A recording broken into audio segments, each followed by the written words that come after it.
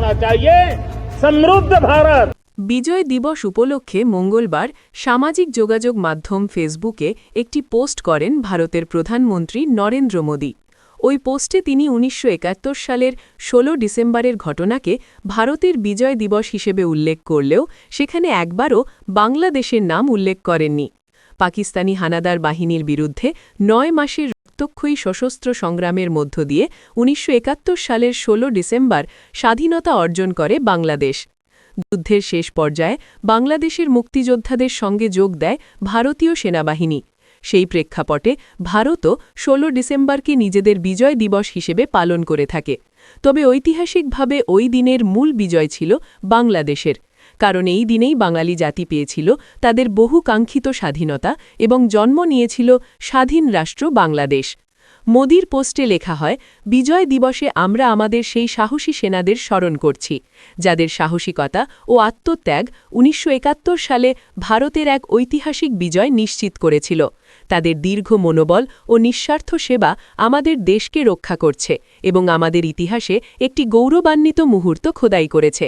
এই দিনটি তাদের সাহসকে সম্মান জানায় এবং তাদের অসাধারণ মনোবলকে মনে করিয়ে দেয়। সেনাদের এই বীরত্ব ভারতের বহু প্রজন্মকে অনুপ্রাণিত করে চলেছে। এর আগে ভারতের সেনাবাহিনীও বিজয় দিবস উপলক্ষে একটি আলাদা পোস্ট দেয়। সেই পোস্টে তারা মুক্তিযোদ্ধাদের বীরত্বের কথা উল্লেখ করে জানায়, বিজয় দিবস শুধুমাত্র একটি তারিখ নয়, এটি ১৯৭১ সালের যুদ্ধে ভারতীয় সশস্ত্র বাহিনীর ঐতিহাসিক এবং চূড়ান্ত বিজয় প্রতীক। পোস্টে আরও উল্লেখ করা হয়, এই বিজয় ভারতীয় সেনাবাহিনীর ইতিহাসকে নতুনভাবে গড়ে তুলেছে, দক্ষিণ এশিয়ার মানচিত্রকে নতুন করে অঙ্কন করেছে এবং নতুন রাষ্ট্র বাংলাদেশের জন্ম দিয়েছে।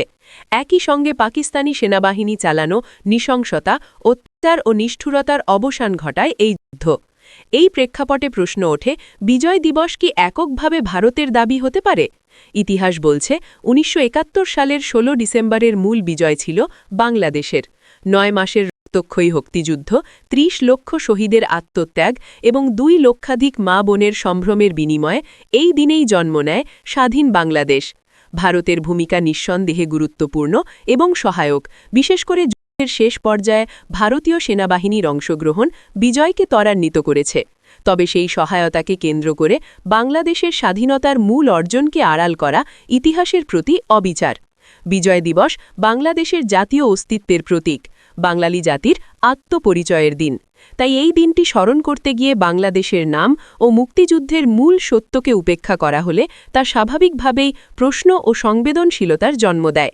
ইতিহাসের মর্যাদা রক্ষায় সত্যকে পূর্ণাঙ্গভাবেই তুলে ধরা প্রয়োজন।